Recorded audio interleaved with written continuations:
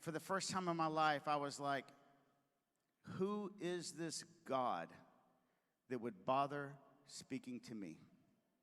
I knew what kind of man I was.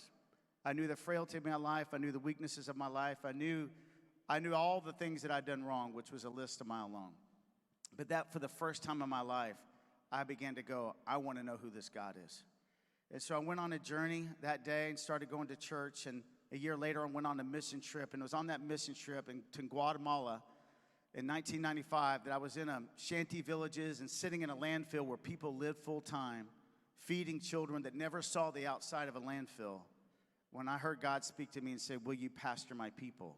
So I was probably 26, 27 years old when I thought, I'm called to ministry. I'm not called to business. And I started pursuing that.